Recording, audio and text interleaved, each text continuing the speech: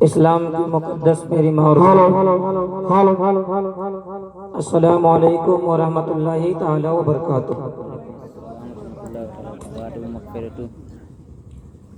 آج ملا کی اس سرزمین پر ایک عظیم الشان جلسہ عید میلاد النبی صلی اللہ علیہ وسلم کا انعقاد کیا گیا۔ عاملہ کی عظیم کمیٹی اہل سنت والجماعت کے نوجوانوں نے منعقد کیا اور آپ لوگوں کو دعوت محبت میں بلایا اور بہت سارے علماء کرام کو گھوسی کی سرزمین سے، مدھبن کی سرزمین سے علماء کرام اور شورۂ اعظام کو آپ کی محبت میں لا کے بٹھایا۔ لیکن چونکہ آپ اتنی خاموشی کے ساتھ اس جلسے کو سن رہے ہیں کہ ایسا تو نہیں لگ رہا ہے کہ ہم لوگ کسی جلسے میں بیان کر رہے ہیں، کہ ایسا لگ رہا ہے کسی قبرستان میں بیان کر رہے ہیں۔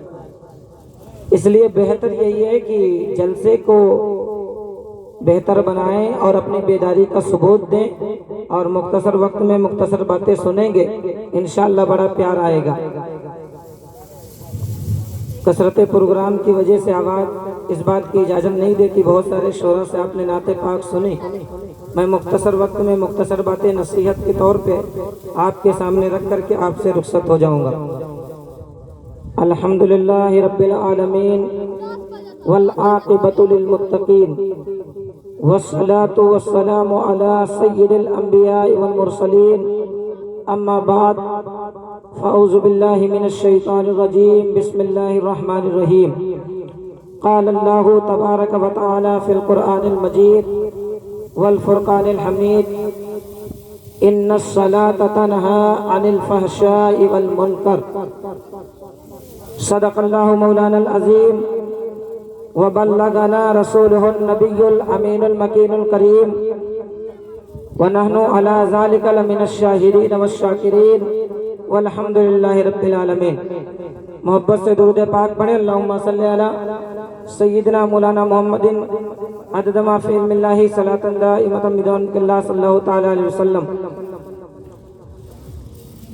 بہت سارے شعراء کرام سے آپ نے کلام کو سماعت کیا۔ آواز اس بات کی اجازت نہیں دیتی کہ میں آپ کے سامنے کچھ پڑھوں، لیکن ان شعراء کی دعاؤں کو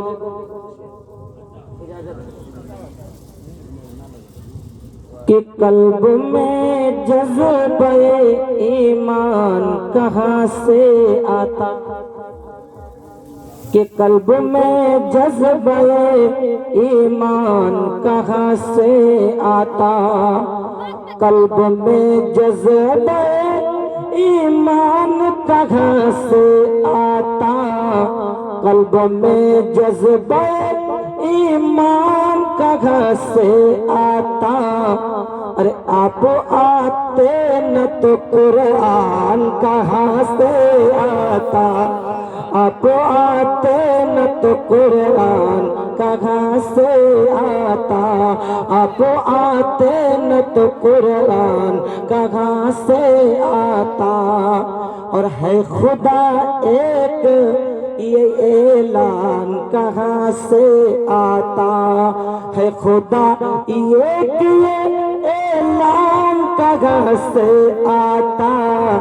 یعنی بت خان میں طوفان کہاں سے آتا، یعنی بت خان میں طوفان کہاں سے آتا۔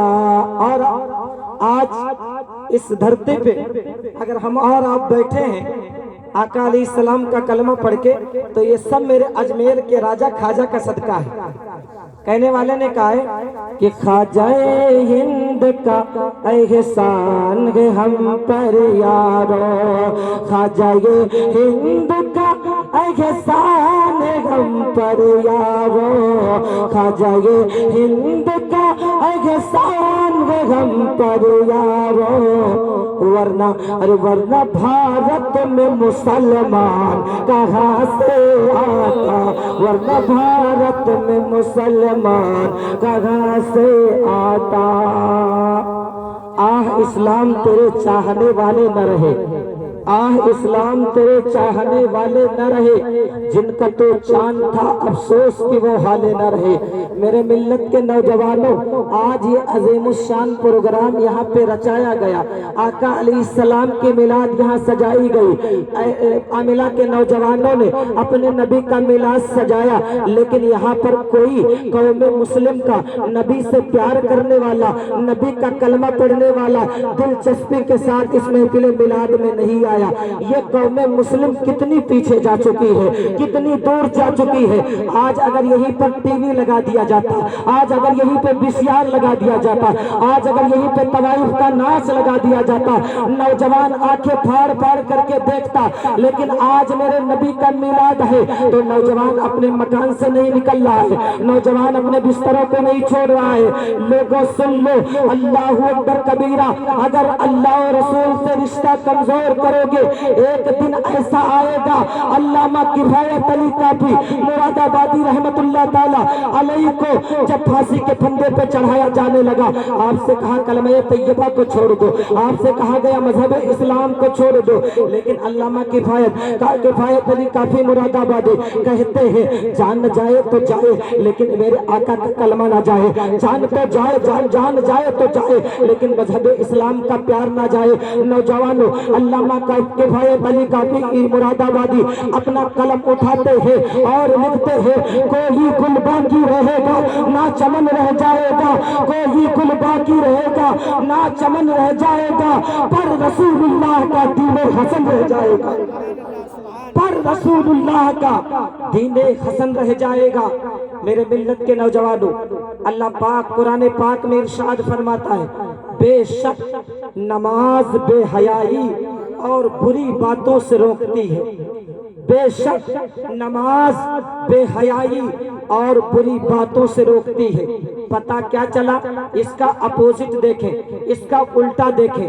آج اگر ہمارے اندر بے حیائی ہے، آج اگر ہمارے اندر بے شرمی ہے، تو اس کا ریزن یہی ہے کہ ہم نے اپنے رشتے کو اپنے اللہ سے کمزور کر لیا ہے، ہم نے اپنے رشتے کو مسجدوں سے کمزور کر لیا ہے، ہم نے اپنے رشتے کو نمازوں سے کمزور کر لیا ہے۔ میرے ملت کے نوجوانوں، میرے آقا صلی اللہ علیہ وسلم کے پیارے دیوانوں، میرے آقا فرماتے ہیں، جب اے میرے صحابہ یہ بتاؤ، اگر کسی کے دروازے پہ نہر جاری ہو، اگر کسی کے دروازے پہ پانی بہ رہا ہو اور وہ اس میں 5 مرتبہ نہائے، کیا اس کے بدن پہ میل باقی رہے گا؟ صحابہ عرض کرتے ہیں، یا رسول اللہ، اگر کسی کے دروازے پہ نہر جاری ہو اور وہ اس میں 5 مرتبہ نہائے، اس کے بدن پہ میل باقی نہیں رہے گا۔ میرے ملت کے نوجوانوں، میرے آقا کے پیارے دیوانوں، میرے آقا فرماتے ہیں، اگر میرا امتی 5 وقت وضو کر کے اللہ کی بارگاہ میں اپنے سر کو جھکا دے، اس کے ذمے میں کوئی گناہ باقی نہیں رہے گا۔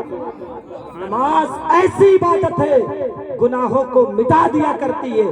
نوجوانوں، آؤ میں تمہیں بتاؤں نماز گناہوں کو کیسے مٹاتی ہے۔ میرے آقا صلی اللہ علیہ وسلم حضرت ابو ذر غفاری رضی اللہ تعالی عنہ کے ساتھ سفر کر رہے ہیں۔ آقا حضرت ابو ذر غفاری کے ہمراہ سفر پہ جا رہے ہیں۔ پتجھڑ کا موسم ہے، آپ جانتے ہیں نوجوانوں، پتجھڑ کا موسم وہ کہلاتا ہے جس میں ہوا چلنے پہ پیڑ کے سارے پتے پیڑ کو چھوڑ کر کے زمین پر آ جایا کرتے ہیں، وہ پتجھڑ کا موسم کہلاتا ہے۔ میرے آقا صلی اللہ علیہ وسلم کے پیارے دیوانوں، میرے آقا اپنے صحابی کے سامنے پیڑ کی شاخوں کو پکڑتے ہیں، پکڑنے کے بعد میرے نبی دونوں شاخوں کو ہلاتے ہیں۔ نوجوانوں، جیسے ہی میرے نبی نے پیڑ کی شاخوں کو ہلایا، پیڑ کے سارے پتے زمین پہ آ گئے، پیڑ خالی ہو گیا۔ میرے آقا فرماتے ہیں، اے ابو ذر غفاری، कुछ समझा। या रसूल अल्लाह क्या? आका फरमाते हैं पेड़ के सारे पत्ते जमीन पे आ गए। कहा हाँ। कहा तुमने देखा पेड़ के पत्ते कैसे झड़ रहे थे? कहा या रसूल अल्लाह पेड़ के पत्ते ऐसे झड़ रहे थे कि हम उसके अंदर गायब हो गए थे, हम उसके अंदर नजर नहीं आए थे। मेरे नबी फरमाते हैं मेरा उम्मती जब वज़ू करके अल्लाह की बारगाह में नमाज पढ़ता है तो जिस तरह पतझड़ के मौसम में पेड़ से पत्ते झड़ते हैं, इसी तरह मेरे उम्मती के सर से लेकर पैर तक सारे गुनाह झड़ जाते हैं। पढ़ लो नमाज मोमिनो, चेहरे पे नूर है, पढ़ते नहीं नमाज तो अपना कसूर है। लड़का लड़की, लौंडा लौंडी, छोटे बड़े, चाहे मर्द औरत, चाहिए पढ़ते रहे छोटे बड़े घर घर नमाज। नौजवानों नमाज को अपनी जिंदगी का मामूल बना लो। लेकिन आज नमाज भी मतलब से पढ़ते हैं। 365 दिन ईद की नमाज और हफ्ते में जुमा की नमाज। और अगर ऐसे नजर आए तो मतलब से नजर आते हैं। कैसा मतलब? कोई मुसीबत आ गई, कोई परेशानी आ गई तो भागते हैं मस्जिद की तरफ, भागते हैं मस्जिद की तरफ नमाज के लिए। यानी अब मतलब है मेरी मुसीबत, मेरी परेशानी टल जावे। सरकार ऐसी नमाज जिसमें मतलब शामिल हो। आका इमाम हुसैन रजी अल्लाह ताला अन्हु से पूछा गया, आका आप नमाज जन्नत की ख्वाहिश के लिए पढ़ते हैं? आप फरमाते हैं ऐ लोगों क्या पूछते हो, मैं नमाज जन्नत की ख्वाहिश के लिए नहीं पढ़ता हूँ, मैं नमाज जन्नत की चाहत के लिए नहीं पढ़ता हूँ। इसलिए नमाज मैं अपने रजा के लिए, अपने खुदा की रजा के लिए पढ़ता हूँ। नमाज मैं अपने रब की रजा के लिए पढ़ता हूँ। आका इमाम हुसैन फरमाते हैं जन्नत मेरी रजा है, जन्नत मेरी ख्वाहिश है, नमाज मेरे खुदा की रजा है। तो नमाज खुदा की रजा के लिए पढ़नी चाहिए, मतलब से नहीं। आका इमाम आजम अबू हनीफा रहमतुल्लाह ताला अलैह की बारगाह में एक नौजवान आया। फरमाता है सरकार